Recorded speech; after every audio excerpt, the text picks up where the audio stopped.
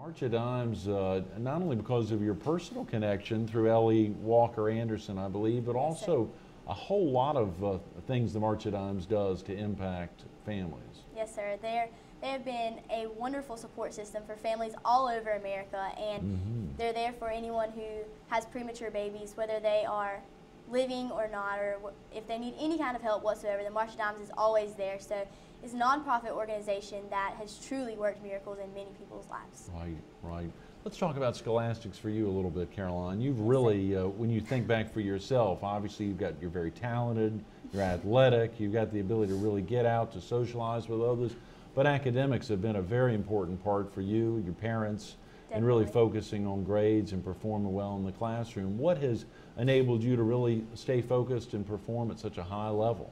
Yes, sir. Well, my parents have always held me accountable to making good grades, and academics have always been a very important aspect of my life. And although this past year has been crazy and so many things have been going on and I've had so many wonderful experiences, it's extremely important that I continue to keep school on the top of my priority list because I want to go to college, hopefully USC, we'll see. And so I'm working hard in school right now. I'm taking AP classes, so it's a lot to balance, but I definitely have to remember to keep school on top. That is exciting, Caroline. What are some of the questions when you think about, as you look back at Spartanburg last year, some of the questions that judges threw at you that you may not have been expecting or thought, oh, I could have answered that differently after you leave the room? When you're standing in there, share with viewers, give them a little sense of what it's like kind of behind the scenes for contestants when you're competing. You go back, this is before the on-stage part starts. Give viewers a sense of what that's like. Well, the interview is definitely one of the toughest part of the competition at Miss South Carolina, as well as any pageant. And we knew that when we got to the pageant that our own stage question that was going to be asked on the final night would be one of the questions that were asked in our interview. So in my interview, I was asked a lot of stuff that was on my resume and stuff like that about accomplishments that I had done throughout my life, about scholastics, academics, as well as activities that I like to participate in. But the question that I was asked in interview that followed me to my own stage question was about my role of Annie when I was in 5th grade. It was my first theater performance, and I was cast as the role of Annie, and they asked me on stage about me having to wear a wig. They made me wear a wig when I did the performance. They told me that my hair wasn't red enough or curly enough, and the judges thought that that was just a really interesting fact. And so that's what they asked me on stage, and I was so happy. I was like, yes, I can talk about this. I actually know a lot about this. So I was really happy, and my own stage question went really well as my interview. So it's not as bad as people make it out to be. Well, now, there have got to be some questions that have stumped you in the past, or maybe not. Yes, I assume there are questions that someone will throw at you that you either walk off the stage and thought, oh, I could have done that better, or has that ever happened to you? Yes, sir, definitely. The hardest question I believe that I've ever been asked in an interview was actually asked to me in Miss Myrtle Beach teen. I walked into the interview, and the first question I got asked is, they had looked on my resume and saw that I was an only child, and the judge asked me, I'm the parent of an only child, tell me how to raise my kid. Wow. And I was stumped. I was like, oh my gosh.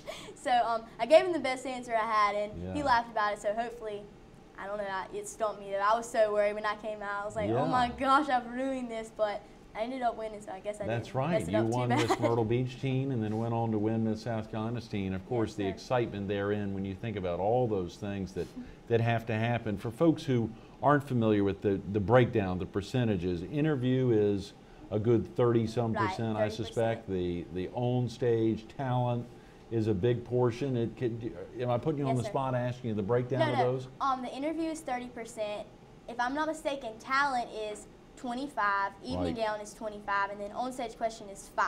Okay. I'm pretty sure that there's a breakdown or something along those lines. So interview is definitely very, very important. So like you were saying earlier, pageants definitely are not all about beauty, and it's definitely about brains as well. Right. The biggest percentage of any of the individual ones has to be on a scholastic sense. And so I think a lot of folks really need to be reminded there are other pageants on a nationwide level, even in South Carolina, that are driven by exterior only. I mean, that are driven by looks and where interviews are not a big deal, but clearly that's not the case with the Miss America organization. The Miss America organization definitely focuses on well-rounded women that have brains, beauty, as well as confidence that carries them through. Right. Share with us a little about some of the scholarships that you've personally received as Miss South Carolina teen. Right. When I was crowned Miss South Carolina Teen, I received $5,000 in scholarships, as well as a $100 scholarship that I received for winning evening gown on the preliminary night. So that was just a really huge accomplishment for me, and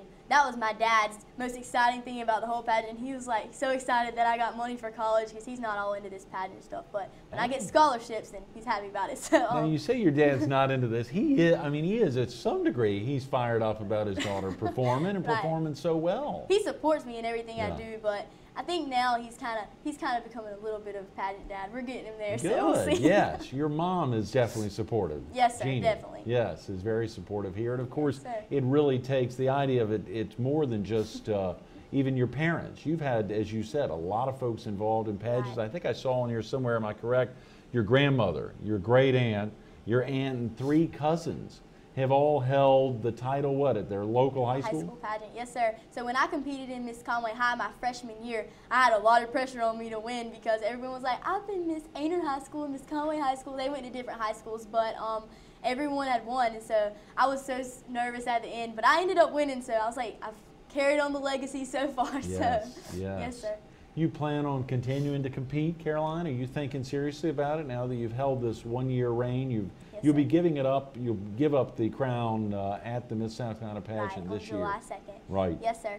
I think I will. I'm gonna look forward to competing in the Miss South Carolina pageant when I get old enough for that. So I've got a couple of years to rest and just work on my swimsuit. I need to start going to the gym and stuff. So we'll see. But I'm excited about that. Yes, sir. So you think this is definitely something you want to stick out? Yes, sir.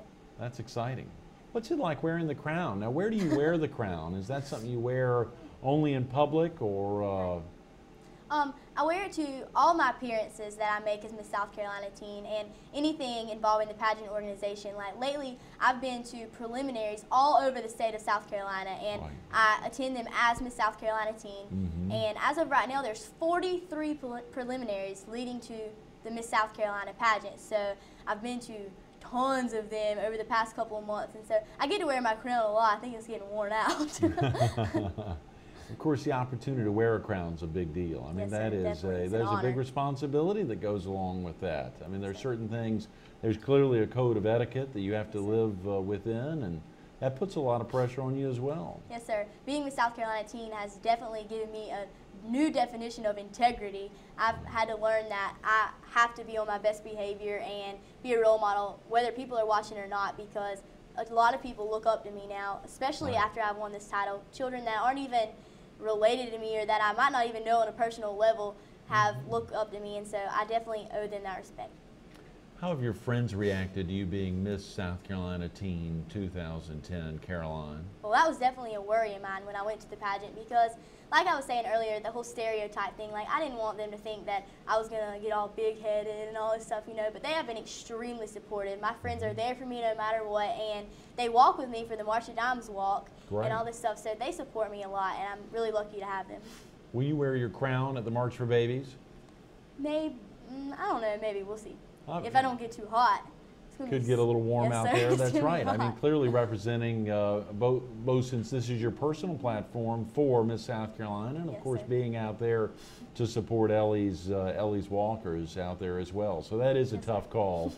That is a tough call. What has been the most exciting aspect for you, Caroline, your years of service, but particularly this past year of service as Miss South Carolina Teen? Well, I've just loved having the experience of meeting so many people all over the state of South Carolina. It's really been an honor, and I know that people think that like they can just go meet people and they're never going to remember them and stuff, but that's not true. Like I've met people that I will remember and be friends with for the rest of my life, so that's just been a really great aspect of winning this title. That's wonderful. Thanks so much for being with us this morning. I'm sorry we've run out of time. It's fine. Yeah. Stay tuned. A little more All-American People with Caroline Blanton coming up next. We got 2 phone numbers, 2 websites, 2 cities, and 3 separate dates. Take the time to write these down. Very special, big opportunities coming up the April workshop weekend. This weekend, the Miss South Carolina, the opportunity to get involved as a volunteer to come over to Columbia. It's an easy trip. The phone number is 843-857-9173. The web address, miss-sc.org. The opportunity to sign up if you can't make it out there, get out and help save babies. Get out to the March of Dimes 2011 Horry County March for Babies. Big opportunity, Saturday, April 30th. Registration's at 8:30. The walk kicks off at 9:30. It'll be a big day, rain or shine. That's marchforbabies.org or 843-488-3463. And then lastly, the 75th anniversary of the Miss South Carolina organization and their amazing pageant weekend and the entire week leading up, June 25th through July 2nd. The big gala, the 75th gala on July 1st, that Friday night. You heard Caroline say it.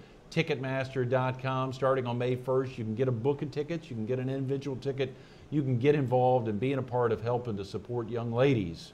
Whether you're helping to save babies, helping to support young ladies, you can be involved. And that phone number again, 843-857-9173 or miss-sc.org.